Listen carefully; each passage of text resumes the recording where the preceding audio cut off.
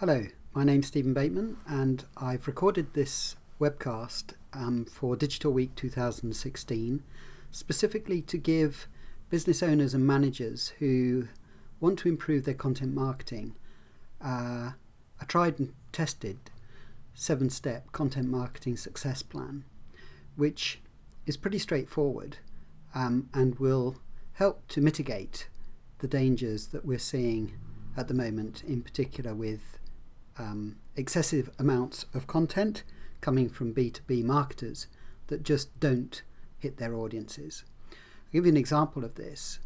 It was just recently, in the last couple of weeks, that Carlos Hidalgo published an open letter on LinkedIn pleading B2B content marketers to stop creating content. Now that might sound odd coming from a content marketing advocate like Carlos, whose company helps people do this better. But he genuinely did plead that people stop producing B2B content because it just was not working. Here's what he said. First, let me say that I am one of you. I spend countless hours each week writing about, thinking about, and helping my clients maximize the value of content. I'm passionate about content marketing and believe that there is no better time to be a B2B content marketer, and we have so much opportunity ahead of us. However, I need to write and ask you to stop. Now, that may sound odd, that, as content marketers we should stop, but the letter goes on. Only 22% say that they're successful with content marketing. Only 35% have a documented strategy, which is most likely the reason why so few are seeing success. Despite these kinds of results, the overwhelming majority of marketers responded to the study saying that they will continue to create more and spend more on content marketing. Well, we'll be having a look at those, statistics in the next few slides. But yeah, you could feel shocked about this. Personally, I am a big advocate of Doug Kessler, who, a few years ago came out with a manifesto, and his manifesto was that B2B content marketing was crap and that there was a better way to do it. So, what is actually happening here? Well, this is the expected change in B2B content creation 2016 over the previous year, 2015. 19% said that they would create the same amount of content, 2% were unsure, or 2% would create less, and an overwhelming 76% would create more. Really driving home the problem. At the same time, if we look in the recent study from Lionbridge in conjunction with the Content Marketing Institute, this is showing the number or the percentage of marketers that feel that they are overall effective at their content marketing. 34%. 3% of those very effective, 31% moderately effective, and then the others really struggling. So, and that is a worsening over the previous year, because the previous year, so in 2015, 42% of UK marketers said that their organisations were effective with content marketing. So the situation is not getting any better. Let's have a look at the percentage of UK marketers who have a content marketing strategy. Well, this is based on those that have a strategy that's documented and not documented, and 37% say that they have a strategy that's documented for their content marketing. Conversely, 42% say they have a strategy but it's not documented, and about 21% are either without a strategy or unsure. Now, when I was talking about preparing this webinar with my colleague Dave Chaffee at Smart Insights, he pointed out that it's not human to plan, and that's why Smart Insights exists, because it gives templates and structures and frameworks to help marketers do a better job, because we don't do that naturally. So I'd just like to ask you, with my poll of 4 questions, I'd like you to vote for one of these as your answer, just one. And it is about your content marketing strategy. So, first question is, do you have one? And yes, it's documented. Yes, not yet, or unsure, or yes, but it's not documented. So let me know what position you're in currently, and I can see the votes coming through, so that's great. Thanks for voting. I can see that a lot of you are as yet without a content marketing strategy. A few of you have one that's not documented, and only a smattering of people have got a documented strategy. Let me talk to you about my previous experiences when I first started using content marketing to grow one of my businesses. So back in 2012, I'd gone independent, created an app publishing company, publishing apps for Kindle, iPad, iPhones, Android phones, all devices really, to help people who suffer from back pain reduce that suffering, mainly preventative. And I started blogging around, the sorts of themes that you would blog around for people who suffer from back pain. And it took me a long time to really break through. In the first year, I rarely broke through 100 visits a day. That was quite demoralizing because I was, creating quite a few blog posts that I felt I was spending quite a bit of time on researching and laying out and so on and so forth, finding the visuals and laying out in a way that was helpful to the reader. And then I eventually got a kind of small breakthrough where my visitors kind of peaked a bit. Post got a certain amount more attention, but then visits flattened out again, and I thought, oh crikey.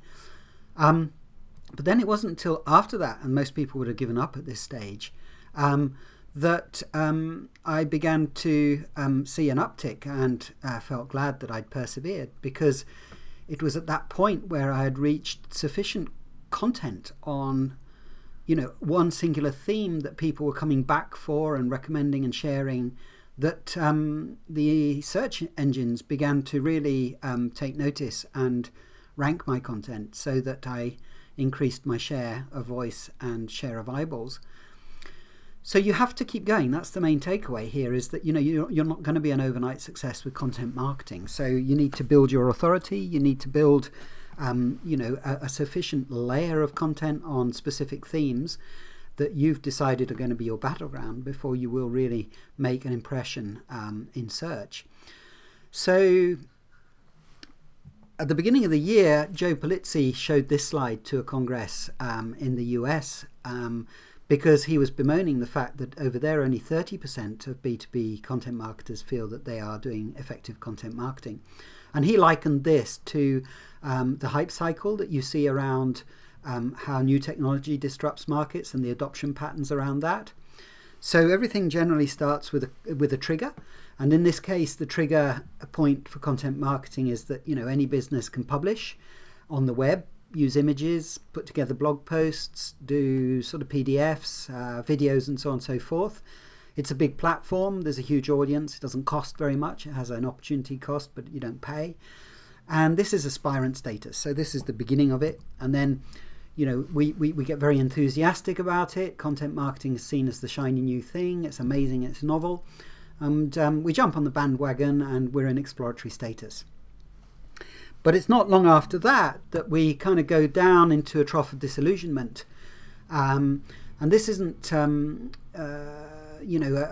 very easy state to be in. It's kind of feeling overwhelmed. It doesn't work. So we blame the tool, and most of us give up. A few of us persevere, and we see ourselves on that slope of enlightenment. We're getting expert help. We're improving the way that we put content together. We're reading really good, helpful content on doing that. We've probably become members and subscribers of certain things, and we may have joined a few courses. I mean, myself, I did a digital media management course that gave me a diploma, and that was very, very helpful, because I applied the things that I learned on there to my own business. And then one gets to a plateau of productivity, and this is where we feel it's working well. It's kind of second nature. We're seeing great ROI, and at this point we're kind of experienced and knowledgeable. That's our status. Now, if you want to follow this up, you might want to go to the self-assessment tool that there is on the Smart Insights website under content marketing, and there you will answer a certain number of questions, and you will get a report basically outlining your level of competence, the point you're at along that maturity scale, and really the gaps that you're going to need to work on, the capability gaps that you'll need to work on in order to improve that position. Now, the whole of our e-learning course, the one that we've built on Smart Insights, is there to help you to bridge those gaps, close those gaps, and improve your content marketing so that you move up the scale of sophistication. In the UK at the moment, looking at this scale, 5 levels on the ladder, really working from first steps up to sophistication. 32% of marketers say that they're in that top 2 tier, and the rest of us are down below that. So I see this a great opportunity because it's still a relatively immature discipline, and a great opportunity for those that want to become real experts on this to really, drive that expertise home. And the call for people who can really do good content marketing is only going to get increase, in the sense that every business, has access to a level playing ground. We can all create the media and distribute that media and into engaging relationships with our audiences. It's a question of doing it well rather than doing it poorly or having an ad hoc approach. The first lesson I would say with content marketing is that you need to be aware that there's an ROI lag. That is to say that as you create content, you don't see an immediate return, so your cost of creation goes up. That's the investment that you put in. That might just be effort, but at the end of the day, there's an opportunity cost in there relating to the amount of time you spend on it. There'll be costs relating to your distribution, to the subscriptions that you pay, around the platforms that you use, and so on and so forth. So there's a cost in there, and it's not until later that you begin to see the gain. The gain comes in gradually, increases, and ultimately overtakes the cost, at which point you get a return on investment. What I would say is that when it's done correctly, turns into an evergreen gain, in the sense that content will remain relevant and improve its rankings in search and be on your target audience's radar for a long time to come, particularly if you continue to layer it. So the takeaway is, 30-day trials don't work with content marketing. What you need to do is really approach it as a marathon, not a sprint, and don't give up too soon, but really pick your battles and decide where you're going to become the authority on what topics, what themes, and what media you'll use and through what channels, and gradually you'll build that audience. You need to be aware of what content marketing ROI is.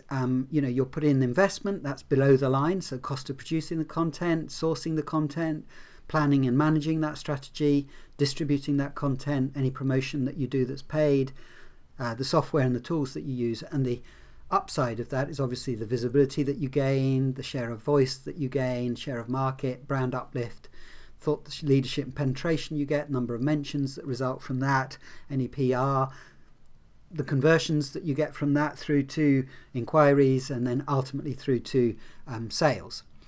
When you're coming to content marketing, and my guide on that, the Content Marketing ROI guide, you'll find very helpful. When you're coming to content marketing for the first time, it can seem daunting. You look at a map like this and you think, crikey, where do I start? And that's precisely what I thought when I saw this image with this little sort of stick man saying, what the hell is that? And on the right hand side, the guy saying, oh, it's content marketing. And he's got a whole load of paper clips coming out the back of his head because his brain's so confused and sort of addled with it. But actually this map, if you break it down into sections, organizing, producing, distributing, and measuring, is actually making quite a lot of sense of what is otherwise a very complex discipline. So we want to untangle all of this distortion, and we want to do that in 7 interdependent steps. I'm going to present these, they're non-negotiable, and with the things to work on, I'm going to work backwards, moving forward, so from back to front, so starting with 7, ending with 1. The reason I'm doing that is because you have to have the end in mind. And if you've got the end in mind, you'll be remembering that whatever you do, you're going to be able to measure. And that evaluation and measurement, it comes back to knowing what your costs, your metrics, your analytics, and your reporting is. So the 6th step before that is doing your marketing. So marketing your marketing. And that is, managing the channels through which you're going to be, doing your outbound. Also managing your influencers and your messaging and any paid promotions that you do to bring audiences to your content. You need to create that content. It needs to be great. So you need to really pay attention to 6 factors that are going to give you standout content. I'll go into those in a minute. but writing, great headlines, formatting that content, making it very user friendly. So there's 6 attributes around that, but also your SEO, your on-page SEO, any curation that you do, and so on. Then you've got to manage the editorial. That's your themes, your topics, your 12-month calendar, your production plan, your workflows, and making sure that you're building that content hub. Before that, you've got to create your strategy, which is all to do with putting your mission statement, your content marketing in place. Really having a clear value proposition, knowing your sweet spot, and having good governance with style, guide, and tone. Then number 2 is defining your audiences and your personas, and that's going to be around segmentation, knowing your ideal buyer persona, their buying cycle, and any keywords they're putting in.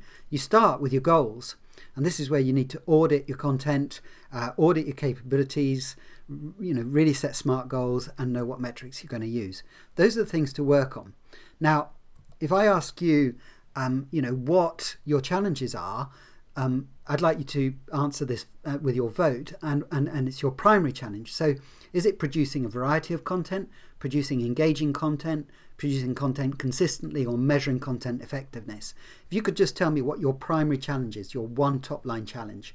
Obviously, there may all be challenges, but your primary top line. Okay, so I can see some votes coming in. Yep, producing engaging content seems to be really tricky for a few. And we've also got, producing a variety of content, measuring content effectiveness. Ultimately, though, producing engaging content seems to be the one that's most challenging to you. And that tallies fairly well with the top 5 challenges for UK content marketers here, again from the 2016 benchmark study, where the 2 top challenges are producing engaging content and measuring content effectiveness. Now, what I'm going to do is focus on these 2 in this presentation and give you tips for actually mitigating against these. So I would say that going back to our chart, our 7 critical pillars, these sort of 5 in the middle are going to be the most important to work on to mitigate against producing engaging content. So to help produce engaging content, So we're going to look specifically at buyer personas. We're going to look at a mission statement, curation, and writing better headlines. So let's go straight into that now. And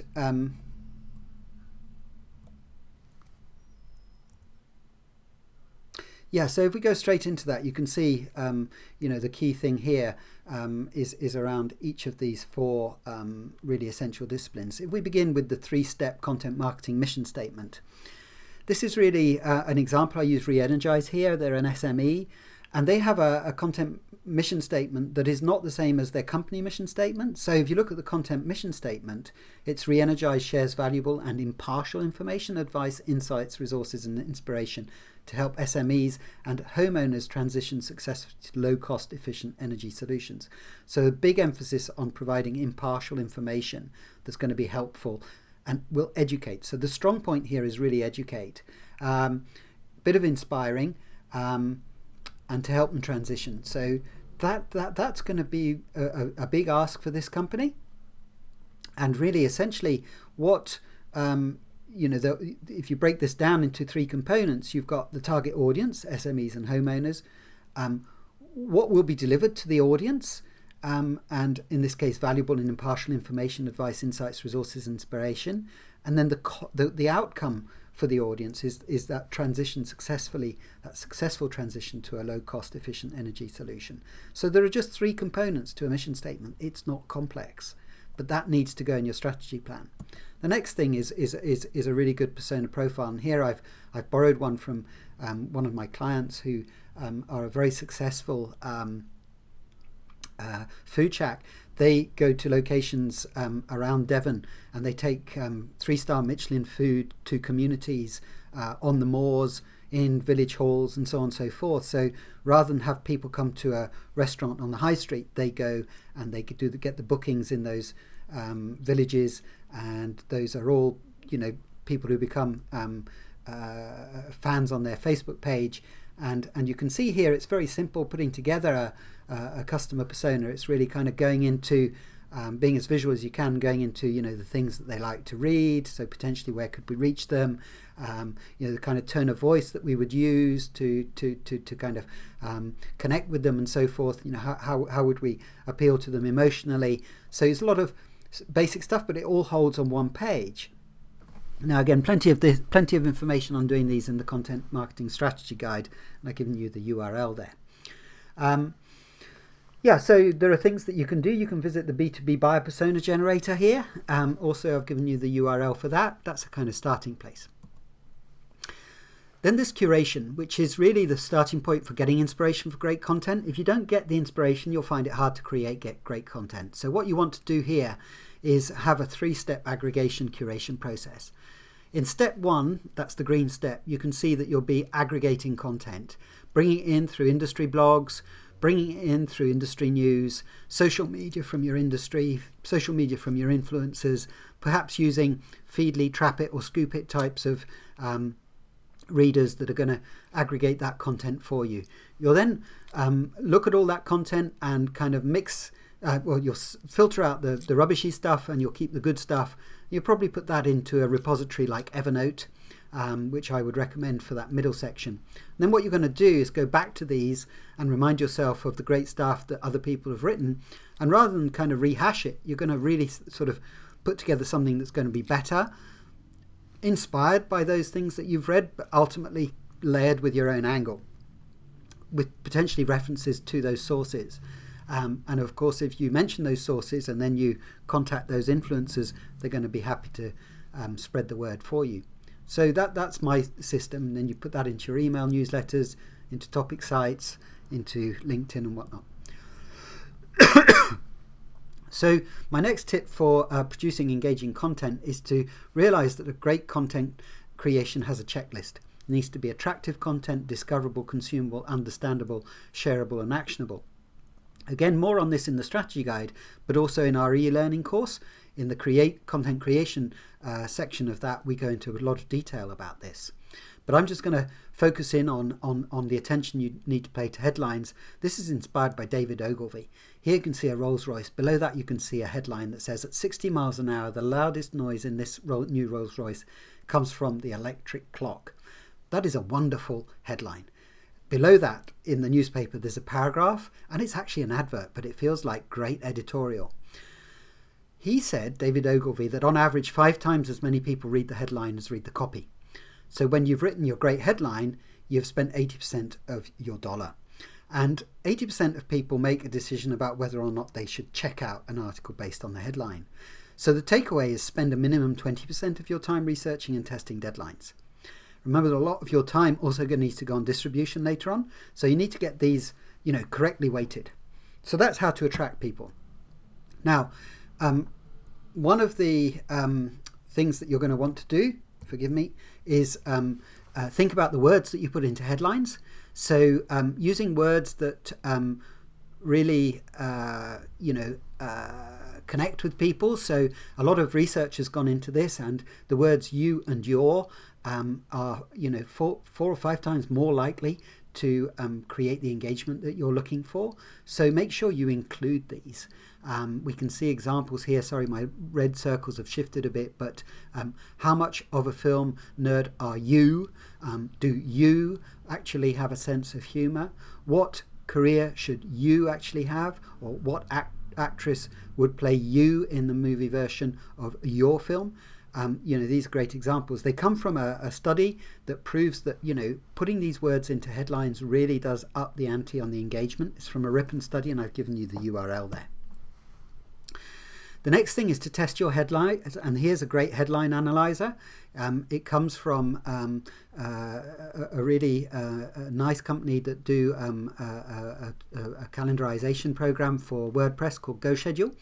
And you input your headline into here. You can input several, and it will give you a score for each one based on uncommon emotional words and power words that you're using. So go and have a look at that. It's really helpful for creating magnetic headlines. Now, I'd like to give you 2 tips.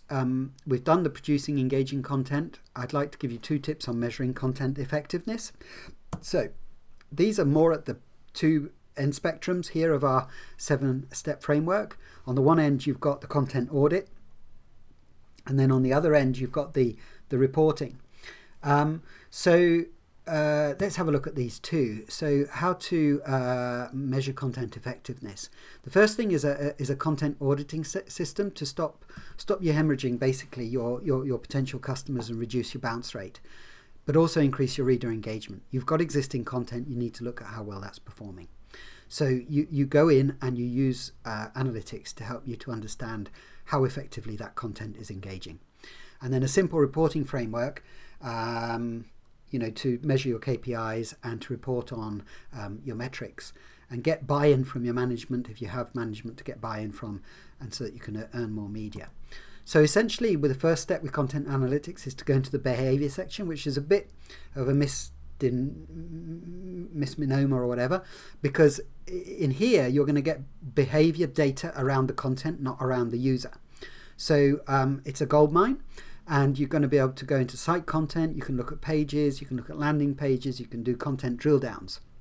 So I encourage you to go in there and really pay attention to that. Again, lots more in this Smart Insights content marketing strategy guide on this, but also Smart Insights has some great other stuff on using analytics. And so you're going to go in, you're going to do a content audit from that, you're going to look at your star content, you're going to look at moderate content, rubbish content, and where you have gaps. And as you work through that, you're going to decide to keep and to do more of the good stuff, the star content. You're going to kind of polish and optimize the moderate stuff, perhaps improving the calls to action, perhaps improving the imagery, perhaps improving the headlines, and you're going to trash the rubbish stuff. All that goes into a spreadsheet. And finally, you're going to see that you've got some gaps that ultimately, if you look at your webmaster tools data, you can see that there are searches where you're way off the radar because you don't really have the right content on that. You've got high bounce rate. And you need to create more, you need to ideate, get some ideas and create more around that. The next final thing is to give you a reporting system. And this reporting system is really based on a simple pyramid system that comes from Altimeter, where as you go up the ladder and you report to a higher and higher authority in your business, you will get less and less granular. At the lower level, at community manager level, you're talking about engagement data, you're talking about clicks, fans, followers. It's fairly sort of, you like to look at this stuff because it kind of confirms that what you're doing is actually getting a certain level of engagement. But then as you go up the stakeholder ladder, you're going to want to look at social media analytics, share of voice, resonance, mentions, PR, any word of mouth, getting that sorts of metrics. And then very near the top, sort of, board level reporting. Here you're really talking about business metrics, revenue, reputation, cost of customer acquisition, so on and so forth. So more of that in the strategy guide, more of that in the ROI guide as well.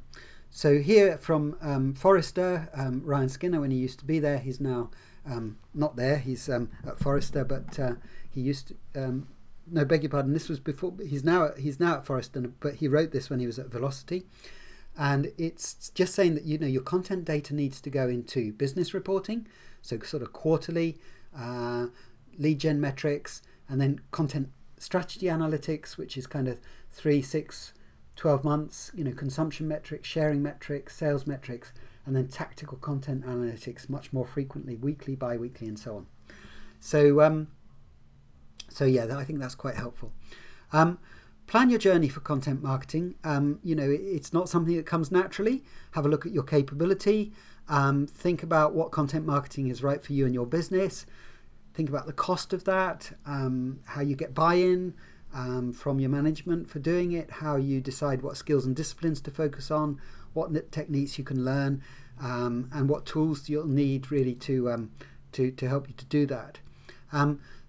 The final thing to do here is to make sure that what you're doing is assessing your capability, and you can do that on the Content Marketing Strategy e-learning course, helped by the 2 guides there that I've written, which have been recently updated. These are my 10 departing takeaways, but I'll let you read those at your own leisure when you download this slide share from this slide deck from SlideShare. And Yeah, please do go and visit my slide share page. Connect with me at any of these. I'm susceptible to LinkedIn, but do send me a kind of invitation saying why you're connecting with me. Otherwise, I don't bother. My Facebook group is a closed group, so if you want to join that, you're welcome, but I will need to moderate that. And then Twitter, likewise, if you want to follow me on Twitter, you have to go through a bit of a rigmarole. But that's because I really want to have an engaged following rather than just casual followers. So I hope you found that useful. I hope that it will help you to do a better job with your own content marketing. And there are frameworks there that you can go back to and download. I hope that it's a repeatable process, and I hope that you've got a few takeaways from today. So thanks very much. That's the end of the show, folks.